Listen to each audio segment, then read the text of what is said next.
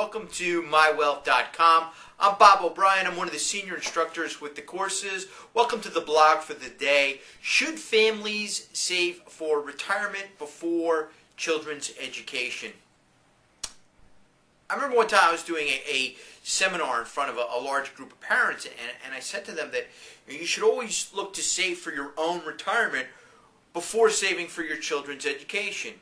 And I'll never forget one time someone, was almost insulted by what I said, and yet they were very genuine, and they weren't necessarily rude, but just it really hit them emotionally because obviously their values were much different than that in terms of how they saw things and the fact that there's no way something should come between your children's education, that was the most important thing. And this article, I don't look to intrude on your values, but I do want to make the case for the fact that you're a lot better off saving for retirement first, your own retirement, and perhaps funding your own retirement. Make certain you have enough for your own retirement, running those numbers, and saving for your children's education second. Be certain to check out the written blog at www.mywealth.com/blog. Okay, you can always borrow for college, and you cannot borrow for a retirement. Now, I realize with the current economic crisis, this has become less accessible than it normally is. But for most people, this is very accessible, whether it be through financial aid or just taking a loan out from a bank to pay for a child's education, and of course that child themselves borrowing. And you can't do that, obviously, for a retirement. So this is important to keep in mind. And it's also, you may want the child themselves to have some debt coming out of college. It might be something that you feel is important as a parent as well. That's one of the advantages here. But you definitely cannot borrow for your retirement. You need a lot more money to retire on than for college. And, borrowing is just something that cannot happen, where we're all familiar with all the different ways that you can borrow for a college education. Okay, tax-deferred contributions. Now, when you save for retirement, if you contribute into a 401k or an IRA, you get an immediate tax deduction, and then the money, of course, grows tax-deferred.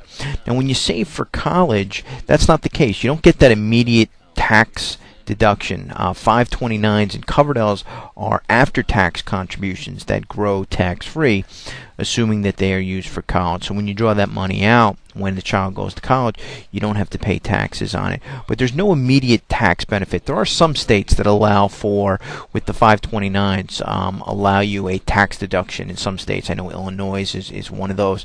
But most of the states do not allow for that. And even if they all did, that would not be as big a benefit at the federal level. State taxes are usually in the area on average 5, 6, 7%, as opposed to federal being around 25%. So this can be big. This can make for a big difference in your overall net worth over the course of your life. Okay, longer time horizon for retirement than education. So when you save for retirement, generally, your time horizon, at the time when you're saving for a child's education is usually on average probably at least 10 years greater.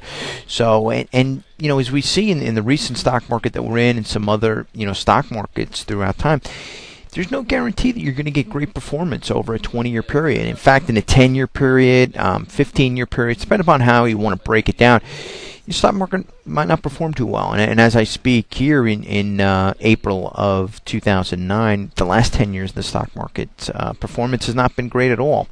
So you have a longer time horizon, and you can ride that out more for retirement as opposed to education.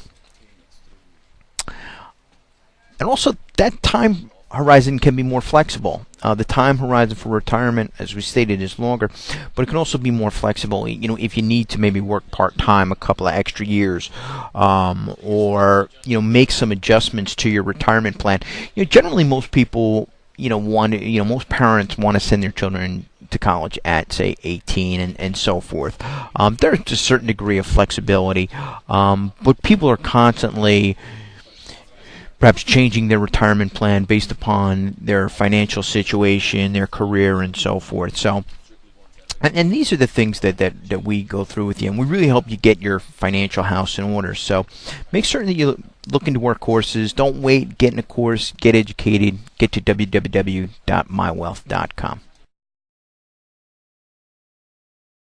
I've run a lot of college plans where I've run financial plans where I help people set up a savings plan for their college. And generally I encourage them always just look to save for retirement first. And I can tell you that most people are not putting enough away to save for their children's education. So if that's you, don't worry about it. Make certain that you have a solid retirement plan. Make certain that you have insurance. Make certain you have life insurance. Make certain you have disability insurance.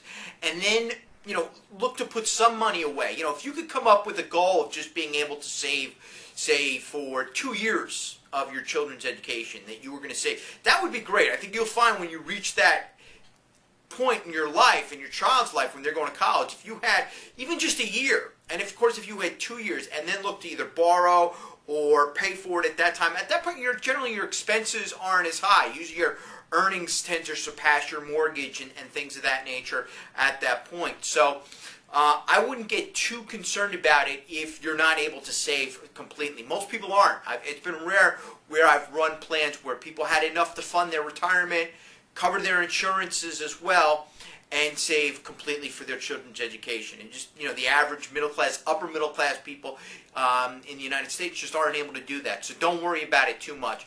But what I would do is, look to invest in our personal finance course. It's just $25. We'll really help you get your financial house in order. And our investing course where we help you learn to invest. And of course, there's also our currency course where we give you a good macro perspective of things going on in the world economy. So make certain you check out those courses. I look forward to seeing you in them. My name is Bob O'Brien. I'm one of the senior instructors, and have a great day.